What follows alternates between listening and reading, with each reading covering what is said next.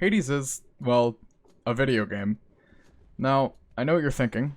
Yes, because it is, but I have a hard time describing it to friends with a single genre or comparison in mind. If you're anything like me, you're probably more of a person than a person. Yet, I found myself extensively enjoying this game. Assuming you haven't played or looked into Hades, I'm sure based on the title you still have some idea as to what it actually is. Hades is a roguelike dungeon crawler themed around Greek mythology, featuring your typical cast of Zeus, Hades, with all of the other usually portrayed as asshole gods, and myths in between. Despite my previous statement, these characters are not assholes. Most of them aren't, at least.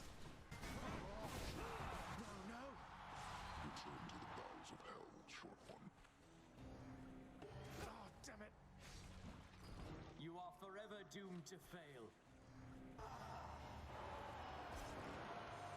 If you're familiar with Greek mythology and even the slightest, I'm sure you know at least some of the basics. Zeus is the god of thunder, Ares is the god of war, and so on.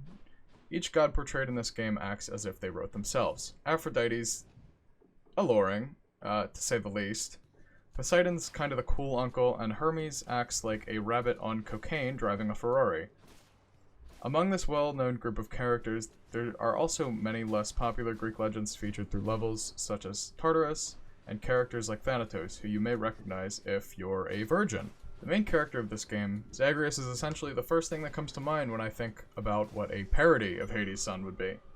Now, that's not inherently a bad thing, because it perfectly fits the tone of the game. An edgy, monotone teenager running away from home, which is quite literally hell, is not what you'd expect from this type of story. He's a teenager who hates his parents, and also is basically the prince of the underworld, which are pretty much synonyms to any mother and father. That's about the most I'm going to offer up for the story, because honestly, it's great and I just don't want to spoil it. Even the RPG elements in this game work. The system used to level your relationship with characters allows you to learn more about them and the world they live in. Building relationships with characters can get you a charm from that character, which is used in the game to alter several stats. My personal favorite character, obviously, is going to be Charon. You must have a lot of stops around these parts, don't you, Charon, mate? Most of the dead are here in Asphodel, correct? If you're like me, combat and overall feel of the game is likely what takes precedence over a lot of what happens. I love story games, but I can't help myself from not enjoying most games unless they have good gameplay. A prime example of this is The Witcher 3, a game so rich of story and character development, with a combat system about as reliable as a Hollywood bridge. Although I do enjoy that game, I would enjoy it light years more if it was actually enjoyable to fight anything. I'm not quite sure why most RPGs make steel swords feel like you're beating things to death with a tree branch, but this one doesn't.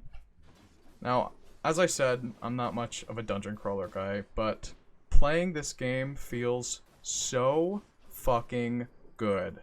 Alright, first, the melee weapons. This bunch includes a sword, shield, gauntlets, and a spear, which the spear kind of feels like a hybrid between melee and ranged. Unless you couldn't tell already, each of these weapons has a very unique playstyle. Combined with their own attack patterns and combos, each one of the weapons can be incredibly deadly in any hands. It just comes down to mastering them. The sword and gauntlets tend to be very high risk, high reward weapons. You have to get in close to use them, and you'll be punished for that if you don't take advantage of the short range dashes that are given to you. The sword also has an AoE ground slam attack, and the fists have an uppercut that can also hit multiple enemies.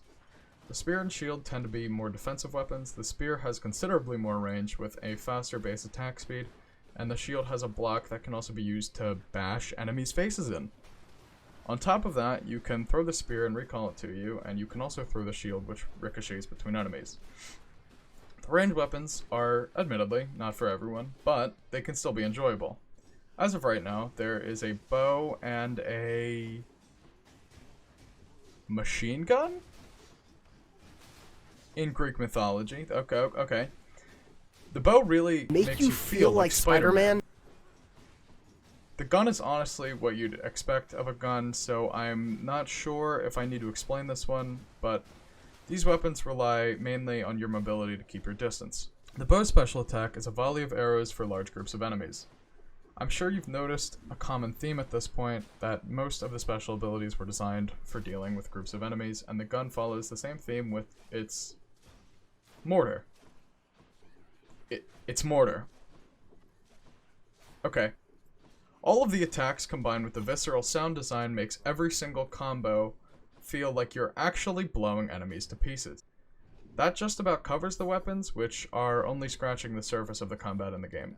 On top of the different weapons is where the boons play in, which I suppose is this game's supplement for a skill tree.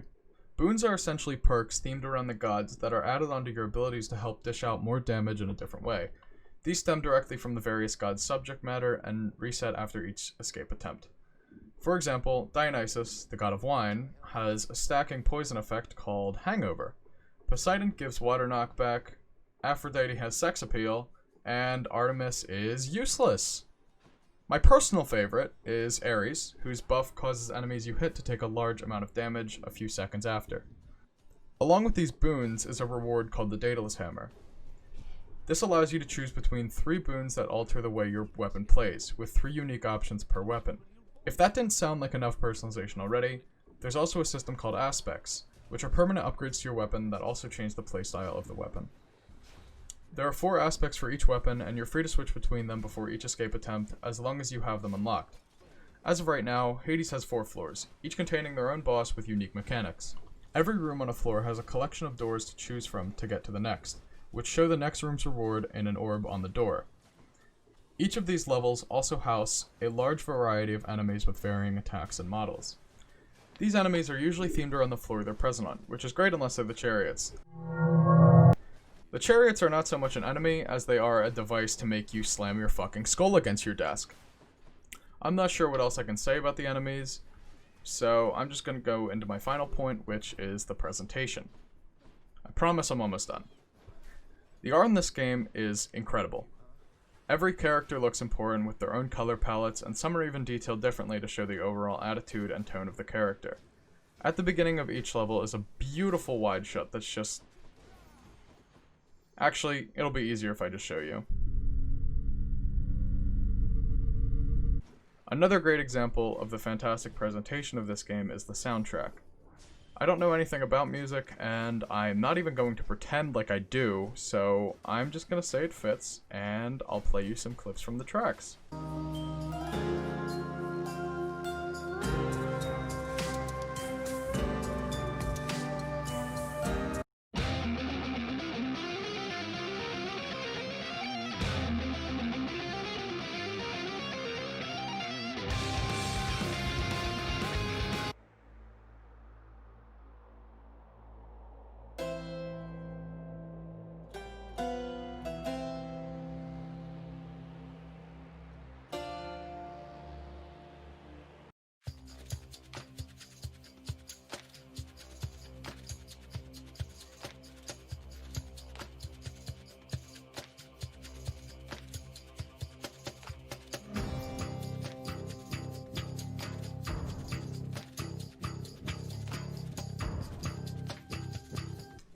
Seeing as a lot of game soundtracks these days sound like a combination of murder and people banging pots together, this is a refreshing way to implement the music into the atmosphere. Clearly, Hades is a game with a lot of passion behind it, and that's all thanks to the developers at Supergiant Games.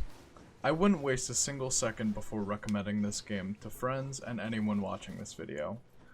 I can 100% guarantee you that this game deserves your time, your money, and your support.